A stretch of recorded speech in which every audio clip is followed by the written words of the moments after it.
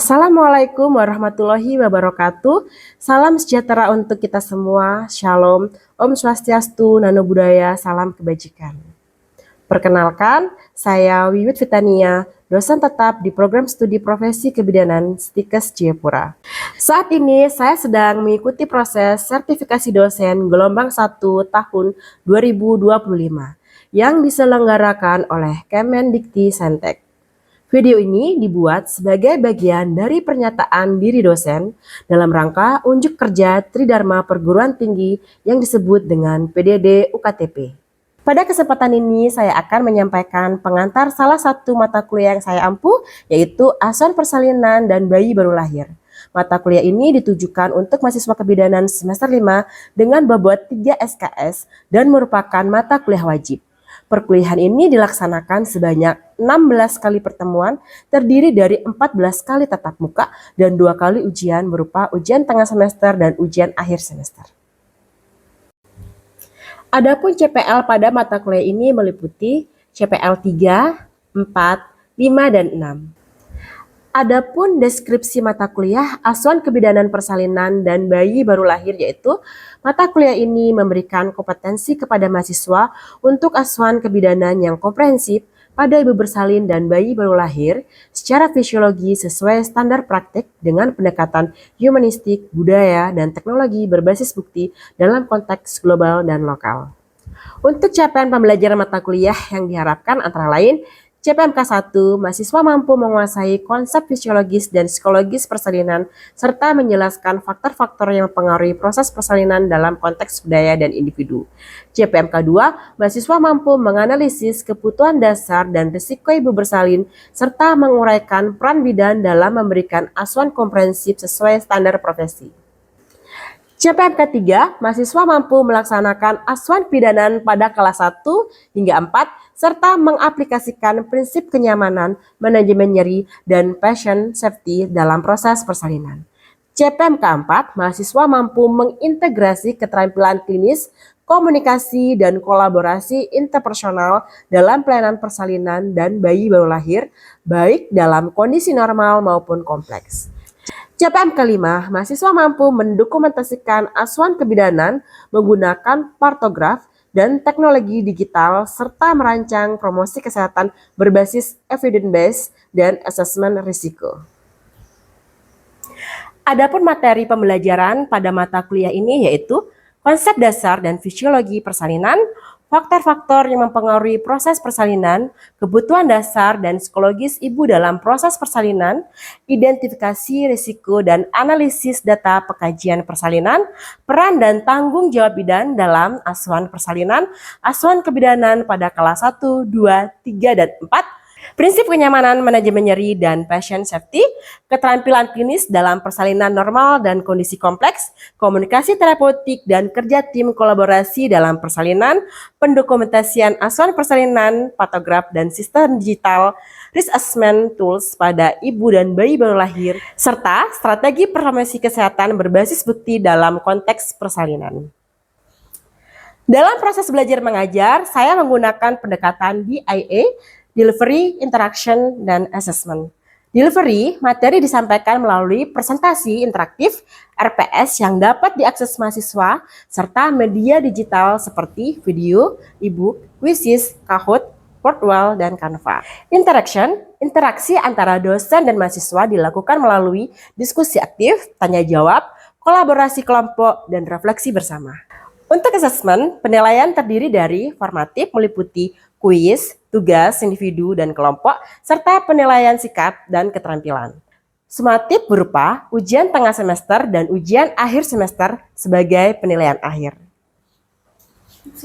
Model pembelajaran yang saya terapkan adalah experiential learning dan project-based learning dengan metode presentasi interaktif, demonstrasi, praktek, keterampilan, kolaborasi kelompok, serta respon kreatif mahasiswa. Komponen penilaian dalam mata kuliah ini meliputi kehadiran 10%, tugas 35%, ujian tengah semester 25%, dan ujian akhir semester 30%. Dalam penyusunan materi ajar, saya merujuk pada buku ajar kebidanan terkini, buku ajar, dan buku monograf karya saya sendiri, serta artikel jurnal ilmiah bereputasi yang memiliki nilai kebaruan. Tujuannya adalah agar mahasiswa mampu mengikuti perkembangan ilmu pengetahuan dan teknologi terkini, khususnya di bidang asuhan kebidanan. Berikut ini adalah cuplikan video proses pembelajaran dalam mata kuliah asuhan persalinan dan bayi baru lahir dengan materi manajemen nyeri persalinan pada pertemuan ke-7. Mari kita simak bersama. Selamat pagi, Assalamualaikum semuanya.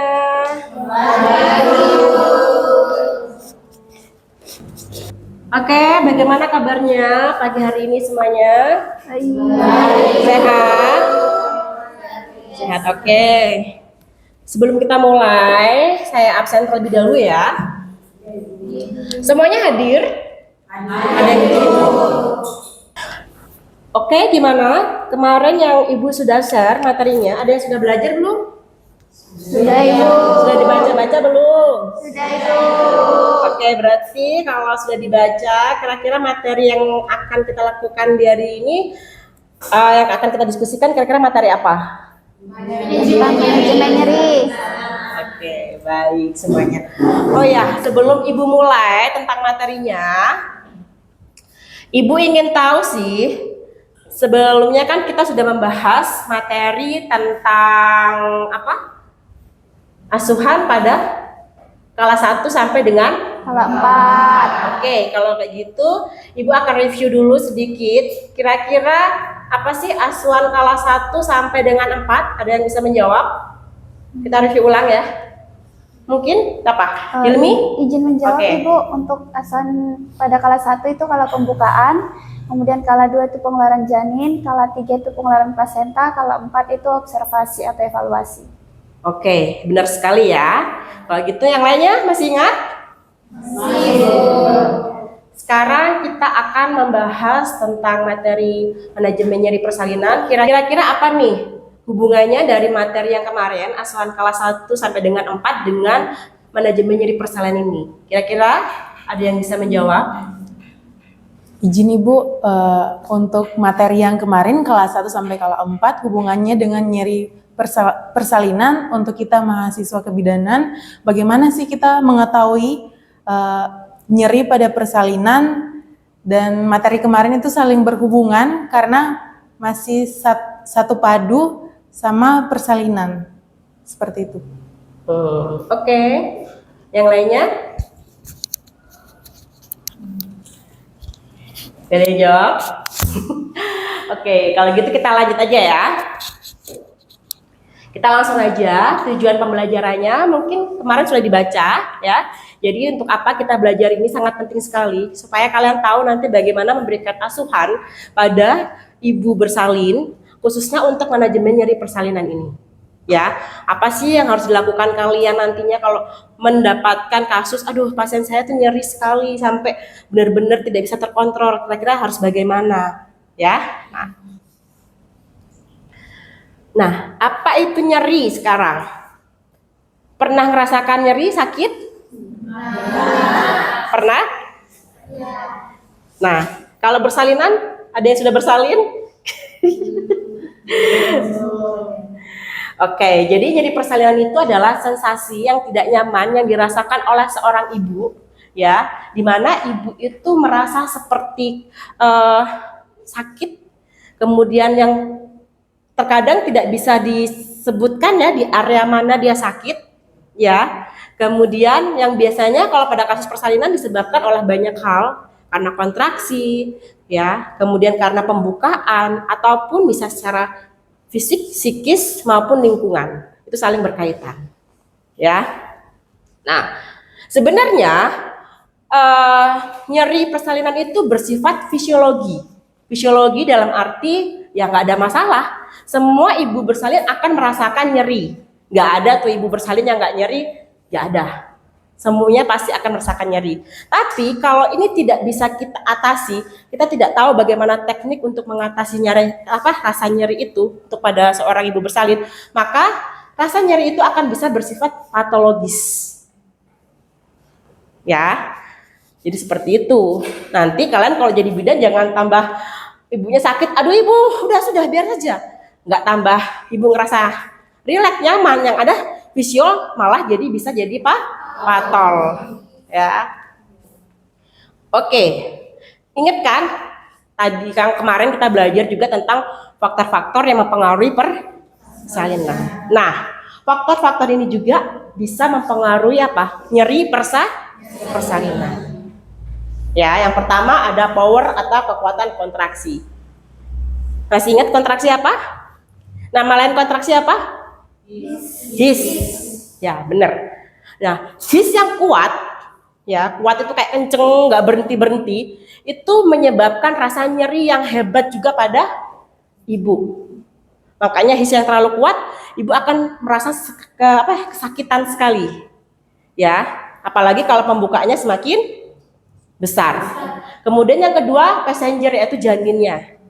Ada beberapa posisi janin yang menyebabkan ibu akan lebih terasa nyeri. Contohnya apa?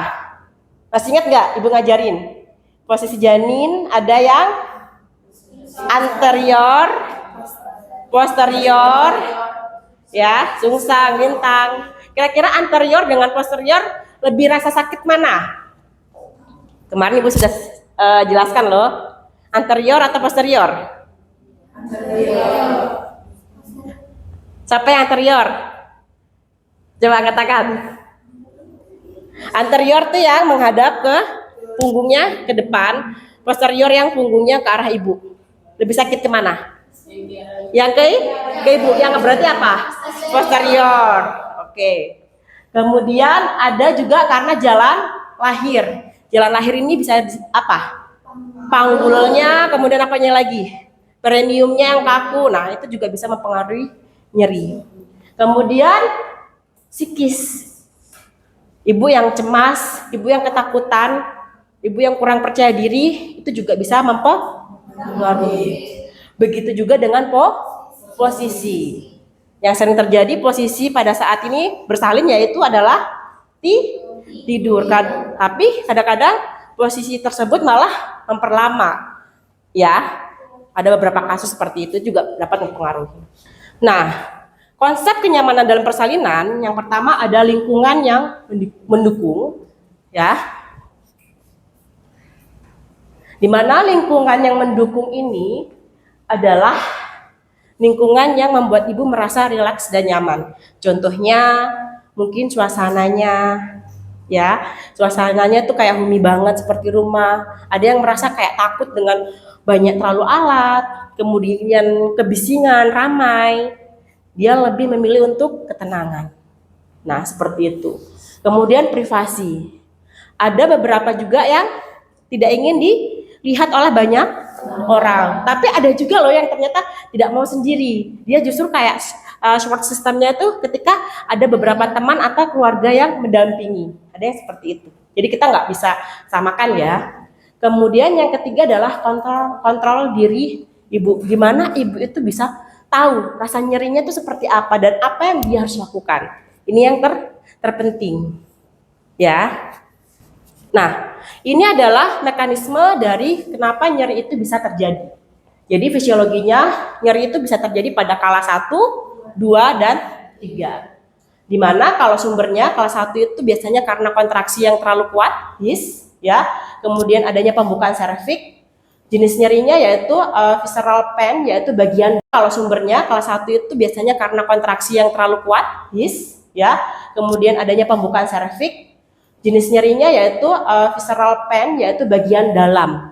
Jadi organ-organ dalam. Ya, seperti serviksnya. Nah, seperti itu. Biasanya sering melibatkan saraf torakal ke-10 sampai dengan lumbal ke-1. Jadi area belakang tuh kayak sakit sekali bagian dalam sampai ke area lumbalnya. Sedangkan kalau 2 sakitnya udah berbeda. Dia sifatnya adalah somatik. Somatik itu dari permukaan. Ya, permukaan itu berarti di area kulit. Contohnya kayak perineum, karena sudah mulai terjadi peregangan kala 2. Makanya dia sering terjadi di arah cervical, ya, 2 sampai ke 4. Kemudian kalau kala ketiga itu karena plasentanya ya sudah pelepasan, dia kembali lagi terjadi pada torakal 10 sampai dengan Lumbal ke-1 dan sifatnya adalah visceral, yaitu ada di dalam, ya, di area organ cervix. Nah, di sini persepsi nyeri yang dirasakan oleh seorang ibu, ya, biasanya dipengaruhi oleh pengalaman melahirkan sebelumnya.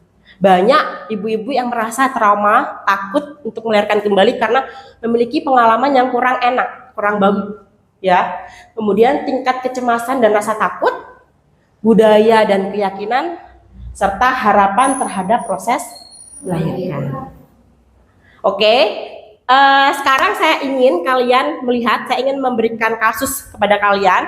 Ada kasus ya, seorang ibu, nanti saya akan berikan videonya, silahkan diamati, kemudian silahkan dikritisi untuk dibahas, kira-kira ibu tersebut gimana, metode apa saja yang digunakan oleh bidan dalam memberikan asuhan manajemen nyeri. Kemudian yang kedua, kira-kira peran bidan itu seperti apa sih di dalam video tersebut? Bisa? Oke, kalau gitu ibu bagi 2 kelompok ya untuk berdiskusi nantinya ya. Ya, oke. Ini adalah ada seorang ibu hamil anak kedua dan dia memilih untuk melahirkan dengan teknik gentle birth, ya, dan dia melahirkan di Bali. Nanti kita simak videonya, silakan nanti kalian lihat baik-baik, kemudian amati dan silakan nanti diskusikan. Oke.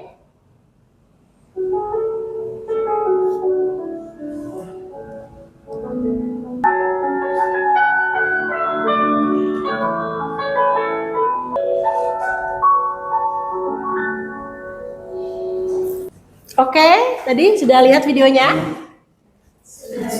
Oke, kalau gitu sekarang silakan kalian membuat 2 kelompok ya. Ini kelompok 1, ini kelompok 2. Silakan nanti membentuk barisan ya, berkumpul. Silakan kalian diskusikan seperti yang tadi saya bilang. Kira-kira teknik apa saja yang digunakan untuk mengatasi nyeri dari video tersebut.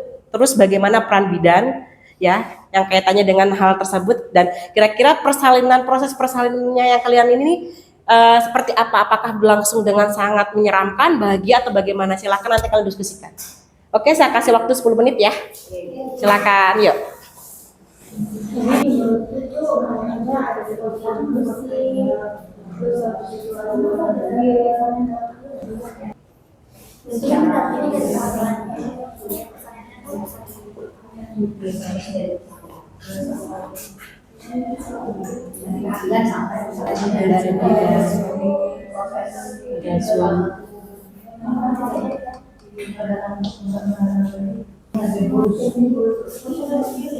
Oke, sudah 10 menit ya.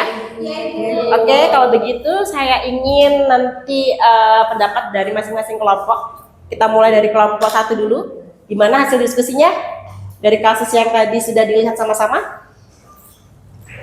Boleh? Izin Ibu, untuk kami dari kelompok 1, kami melihat bahwa proses persalinan tersebut itu berlangsung bahagia. Jadi di dalam proses itu semua ikut terlibat, di mana ada untuk mengatasi nyeri dari si ibu tersebut digunakan juga teknik akupuntur seperti itu. Mungkin teman-teman yang lain ingin menambahkan?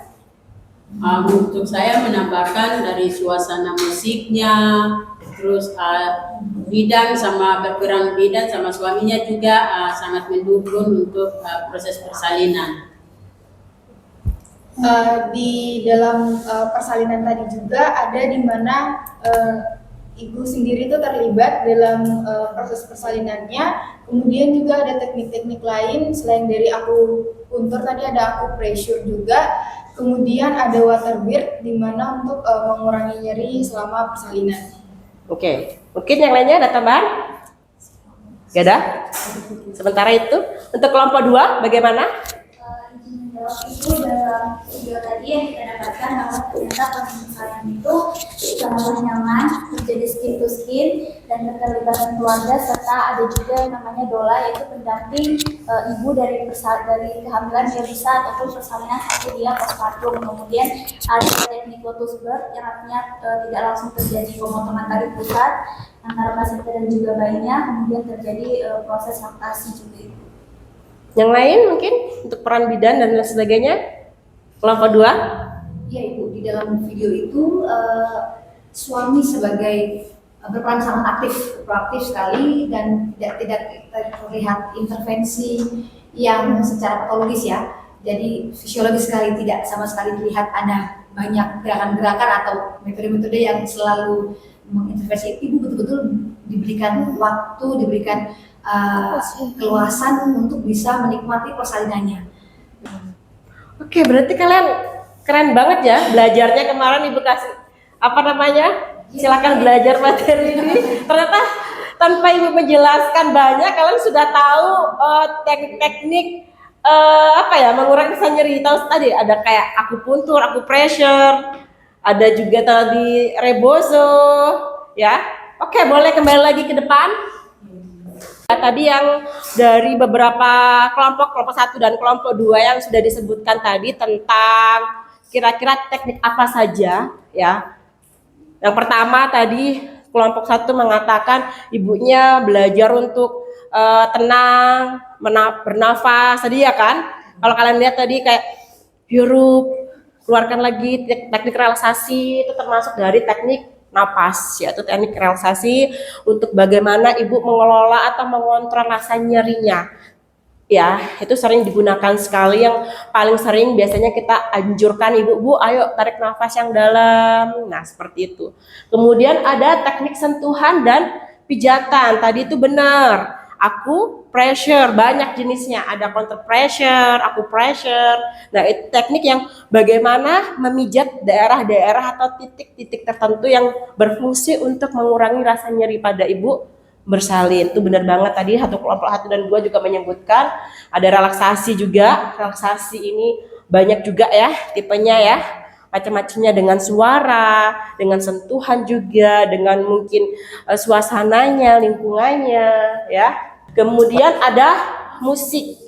Musik juga bisa mempengaruhi psikis ibu sehingga ibu menjadi lebih rileks ya dan mengurangi rasa nyerinya. Kemudian ada posisi alternatif ya. Beberapa posisi tadi kalian lihat nggak?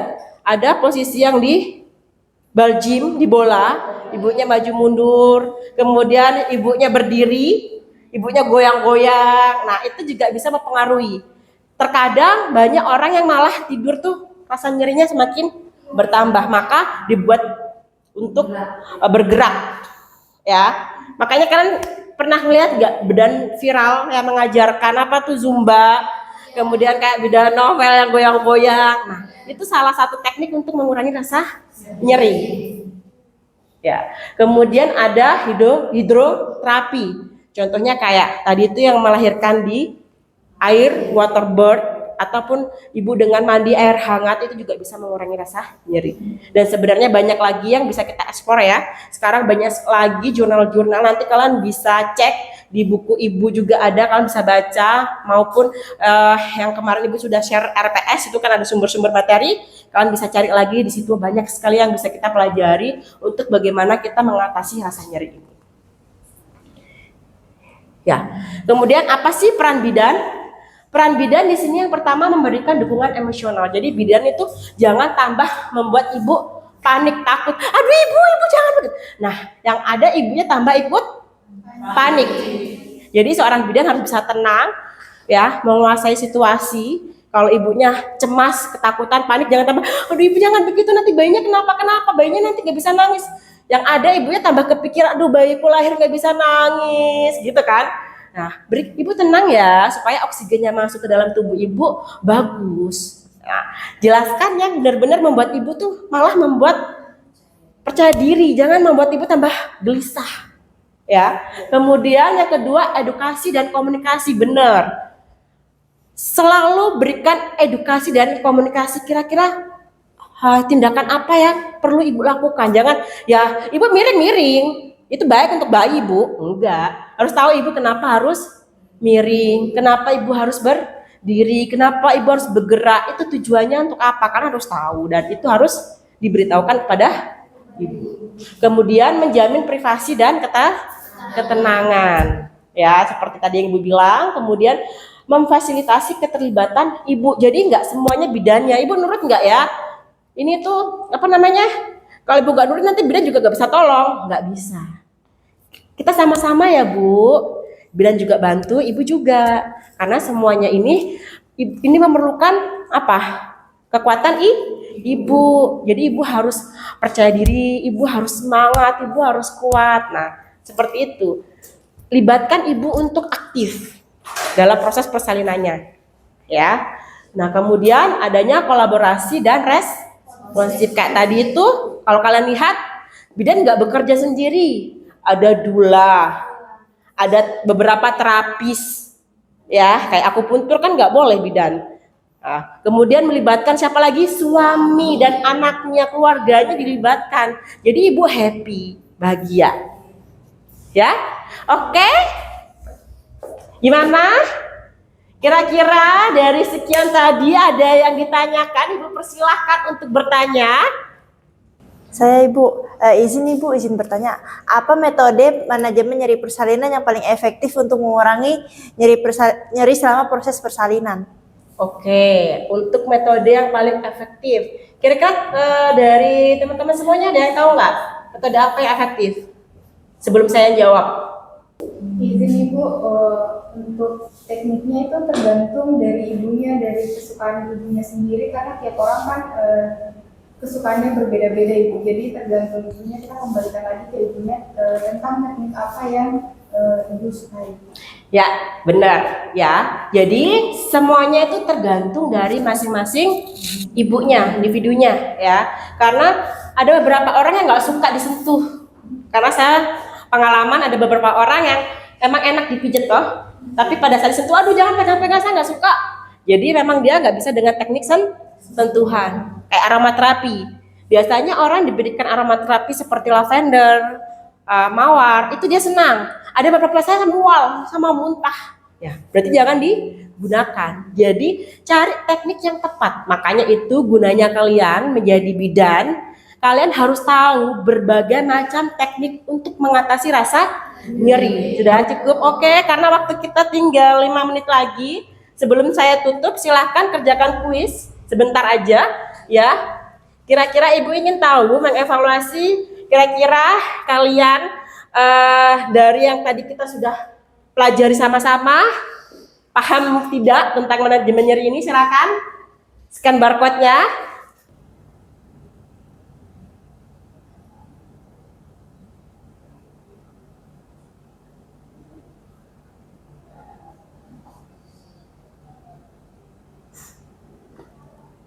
Keluar enggak?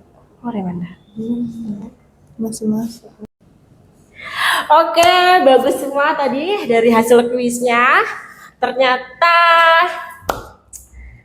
cukup memuaskan. Berapa orang sudah memperoleh nilai yang tinggi ya? Hampir sempurna semuanya. Yang ada beberapa yang belum, nanti boleh dipelajari lagi ya materi-materinya. Ya, oke. Terima kasih untuk hari ini ya.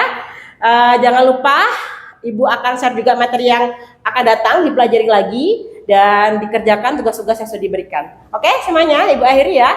Selamat pagi semuanya. Assalamualaikum warahmatullahi wabarakatuh. Terima kasih. Demikian pengantar dari saya. Semoga video ini bermanfaat dan memberi gambaran yang jelas bagi mahasiswa dan tim penilai. Video ini juga disampaikan sebagai bagian dari unjuk kerja dosen dan dapat digunakan sebagai pertimbangan dalam penilaian PDD UKTP Sertifikasi Dosen 2025. Terima kasih atas perhatiannya dan kesempatannya. Wassalamualaikum warahmatullahi wabarakatuh. Salam sejahtera untuk kita semua.